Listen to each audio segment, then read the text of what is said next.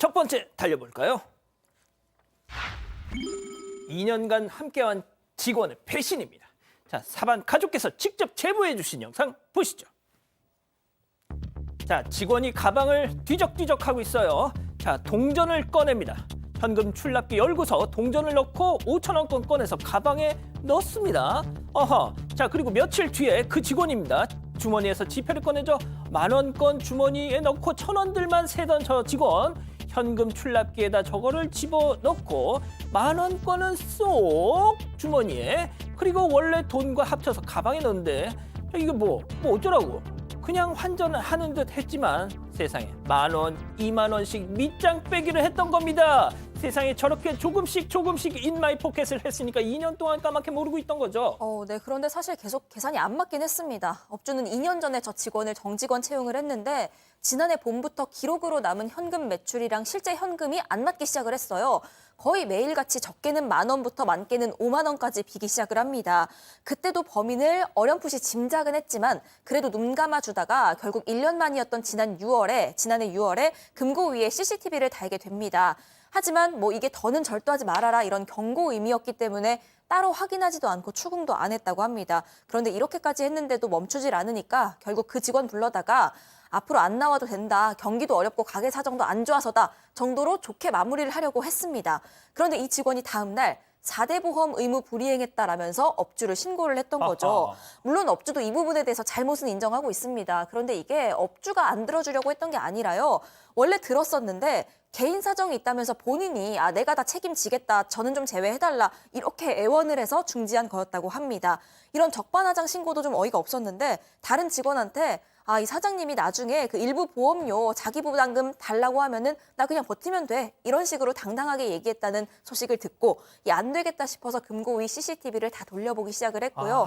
저렇게 현금뿐만이 아니라 뭐 선풍기, 화장품, 물티슈 등등 가게에서 팔던 물건까지도 훔쳐간 걸 확인을 했습니다. 또 현금 매출 장부도요 몰래 폐기한 걸 확인했다고 합니다.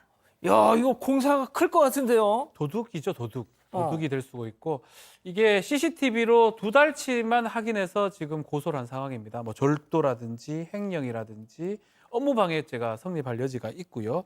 그래서 했는데 문제는 더 있겠죠. 지금 아마 2년 근무를 했으면 그러니까요. 계속적으로 반복됐을 가능성도 있다라고 생각을 하고 있고, 문제는 충격을 좀 많이 받았던 것 같아요. 왜냐하면 CCTV까지 설치를 했는데도 대놓고 지금 그러니까요. 절도 행각을 벌리는 거 아니겠습니까?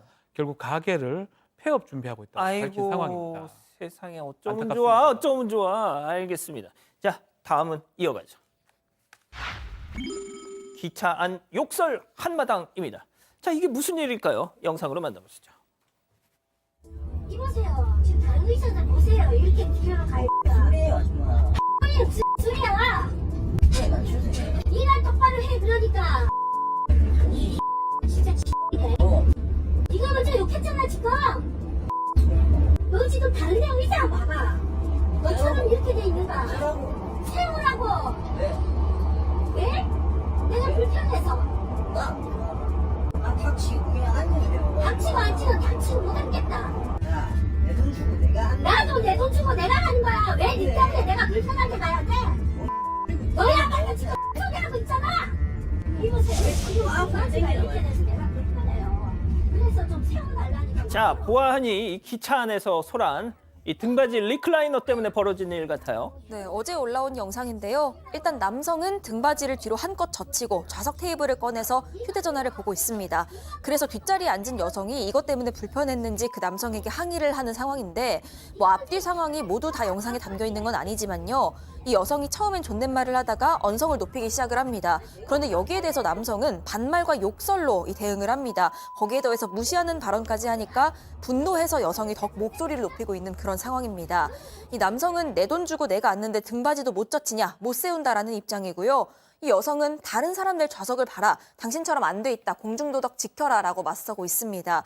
결국 영무원이 와서 다툼을 제지를 했습니다. 좌석 변경해주겠다고 하면서 이 상황이 마무리됐다고 합니다. 자, 그럼 여기서 약식 푸처 핸즈업 좀 해볼까요? 자, 뒤로 젖히라고 있는 등받이 아니냐? 뭐가 문제야, 동그라미? 자, 젖혀도 정도껏 젖혀야지. 그리고 욕은 네가 왜 해? X. 역시. 자, 소장님. 아, 네. 이거는 제가 생각하기에는 층간소음처럼 참 어려운 문제인 것 같아요. 누구 한 명이 딱 잘못했다라고 얘기할 수는 없고 각자의 권리를 주장할 수 있어요. 근데 이거는 이제 배려가 가장 필요한 순간 같은데 저도 굉장히 피곤할 때 뭐 기차나 이런 데를 기차 같은 데를 타면 눕고 싶어요. 근데 뒤에 누가 있으면 이제 천천히 내리면서 뒤에 사람이 괜찮은가를 좀 확인을 하잖아요. 그러니까 배려의 차원이다. 그래서 앞에 분이 뭐 잘못한 건 아닌데 그 뒤에 분이 좀 저렇게 불편하셨으면 조금 올려주셨으면 그러니까요. 싸움으로 안 가지 않았을까.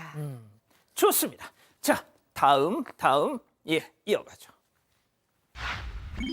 자, 갑자기 엉덩이를 쓱입니다. 자, 사방 가족께서 직접 제보해 주신 영상 만나보시죠. 자, 천막 아래 테이블을 주목해 주세요. 까만 옷 여성이 음식 서빙을 하는데 자, 옆 손님의 손을 주목. 자, 보십니까? 자, 엉덩이를 쓱. 어머, 지금 뭐 하는 거예요? 자, 놀란 여성과 그 옆에 남성도 함께 제지를 하는데 자, 방귀 끼고 성내는 손놈. 아, 내가 언제 만졌어? 자, 소주병 들고 자, 남성한테 죽이겠다면서 협박까지. 자, 일행도 말리는데요. 아예 사장님, 여기 CCTV 있어요. 하자. 뾰로롱. 손놈에서 손님으로 대변신, 소주병도 낚아챕니다. 자, 성추행한 것도 모자라서 소주병으로 협박까지.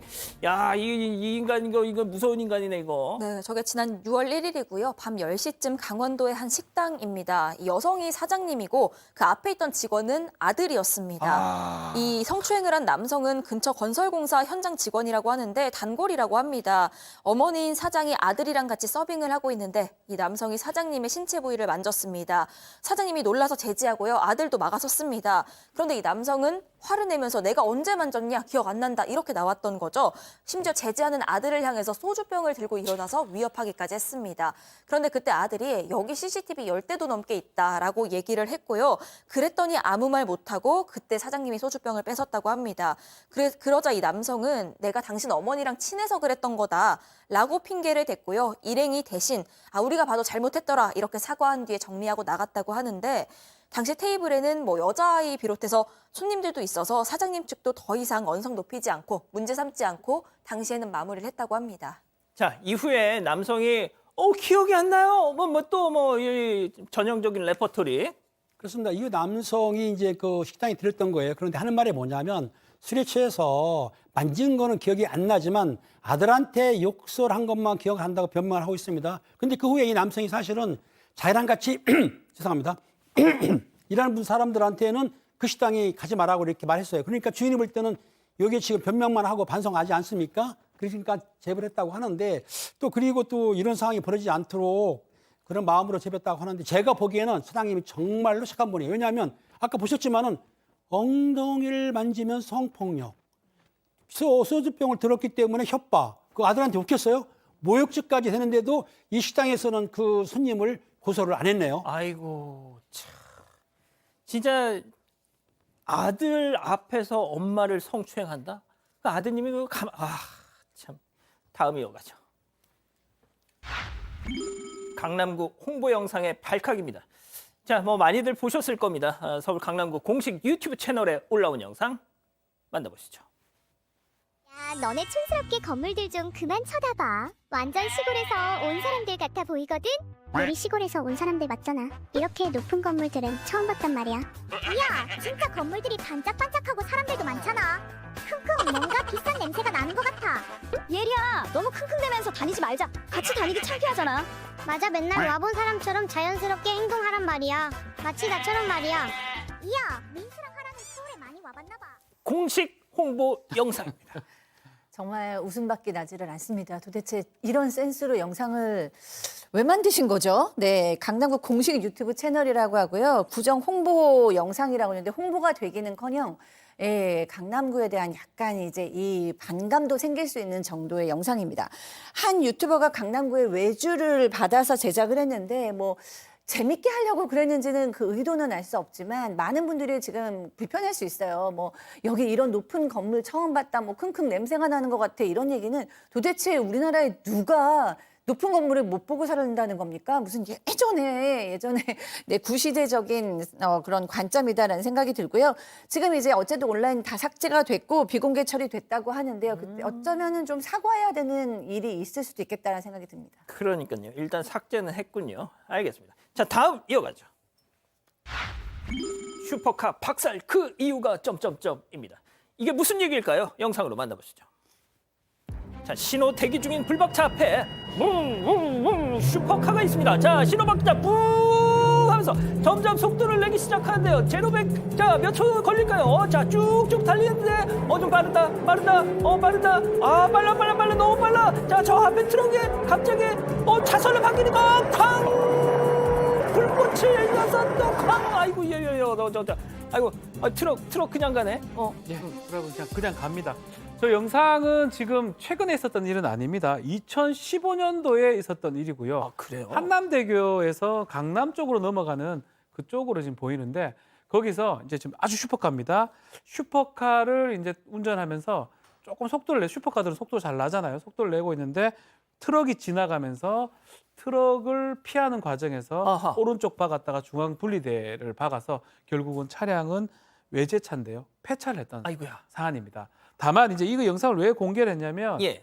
혹시나 지금 트럭 어. 넘버나 자동차 번호 보일 수 있지 않을까 싶어서 그런 것 때문에 지금 공개를 했다라고 합니다. 혹시 또 다른 사람들 찾을 수도 있으니까 공개를 했는데 생각보다는 영상은 조금 뭐 밝긴 한데 아직까지 화면은 제대로 보이진 않아요. 넘버가. 네. 아무튼 속도가 너무 빨랐던 거죠. 이건 뭐 잘못했다고 말하기는 좀 그런데 예. 속도가 빨랐고 피하기가 좀 어려웠던 것 같아요. 예. 예, 아무튼 자동차는 폐차를 했습니다. 예, 그렇군요. 알겠습니다. 자, 마지막 사연으로 가보죠. 아들만 편애하는 부모님입니다. 자, 오늘도 사반 가족께서 우리 가족 여러분들의 집단 지성의 판단을 받아보고 싶으시다면서 보내주셨네요. 네, 이 부모님의 아들, 딸 차별 때문에 너무 속상하다는 사연입니다. 사연자 가족은요, 이 딸이 3명, 아들이 2명, 총 5남매 집안입니다. 그런데 부모님의 차별이 굉장히 심하다고 하는데 딸들 결혼할 때는 그 이바지 음식 해갈 때 과일 바구니 하나 해주지 않았는데 아들들 결혼할 때는 100만 원 이상의 이바지 음식을 차려서 보내줬다고 합니다. 또 아들들은 땅을 팔아서까지 결혼 자금을 보태줬는데 또 전세 자금으로 1억 가까운 돈을 내줬다고 하고요. 둘째 딸이 이혼한 뒤에 경제적으로 힘들어서 아버지에게 200만 원 빌렸을 때는 몇 달 안 지나서 빨리 갚으라고 그런 얘기를 해서 마음에 상처를 입었다고 합니다. 그러다가 결정적으로 얼마 전에 또 사건이 있었는데 네. 남동생들한테 그동안 생일 때마다 부모님이 용돈으로 20만 원씩을 챙겨줘 왔다는 사실을 뒤늦게 알게 된 아이고야. 겁니다. 이게 문제가 됐던 게 딸들 생일 때는 한 푼도 챙겨주신 적이 없었거든요. 딸은 출가 외인이라고 강조하면서 아들만 우리 집안 사람이라고 하는 이런 남아선호 사상이 뿌리 깊은 부모님. 굳이 딸들 입장에서 앞으로 명절 때 생신 때 찾아가서 용돈도 드려야 할지 아니면 연 끊고 사는 게 속 편할지 고민이라면서 사연 보내주셨습니다. 자, 기다리셨던 부처 핸즈업타임 유튜브 JTBC 뉴스 채널과 사건반장 독립 채널에서 7천여 분의 우리 가족 여러분 함께하고 계신데요. 채팅창에 OX로 함께 참여해보시죠. 먼저 친정아버지입니다. 야, 뭐라고? 서운해? 예끼 상이 이거사, 이 한심한 거사. 세상 천지 서운할 것도 없다. 야, 느서방, 김서방하고 낳은 애가 김가냐? 박가냐? 김가지. 난 박가거든. 이건 서운할 문제가 아니라 그냥 자연의 이치인 것이요. 그리고 남동생들 좀 챙겨준 게 그렇게 배가 아프냐? 아이고, 누나란 것이 참말로 짜짜 동그라미. 좋습니다. 자, 다음은 딸이에요. 아이고, 그러셔. 딸은 출가 외인이셔. 그러면서 왜 자꾸 명절이고 생일이고 오라는 거야. 아버지, 그렇게 아들 할 거면 지훈이 놈만 끼고 평생 살아. 아버지 벽에다가 그거 칠할 때까지 지훈이 놈 보고 평생 치우라고 해. 내가 진짜 김씨로 성을 바꾸고 말지. 아이고, 이놈의 집구석 연을 끊어야지. X. 자, 우리 팀장님. 그렇습니다. 지금 내용을 읽어보면은 정말 남호선호 사상 없어진 지가 오랜데도 불구하고 딸들을 차별하고 있는데 좀 이분이 참 고리타분한 것 같아요. 그러니까 연 끊는 건 뭐한다 하더라도 그런 내용을 부모님한테 자세히 설명해가지고 딸들도 똑같은 인격이고 또 딸도 중요하지 않습니까? 아들만 선호하는 건 절대로 안 되기 때문에 저는 아들, 딸 똑같이 대합니다. 참고로. 진짜요? 네. 자, 수장님. 네. 저 상담하다 보면 이런 얘기 하시는 분들 상당히 많아요. 너무 이제 차별을 받고 세상에. 자랐다. 큰오빠와의 상태에서 나 너무 상처를 받았다.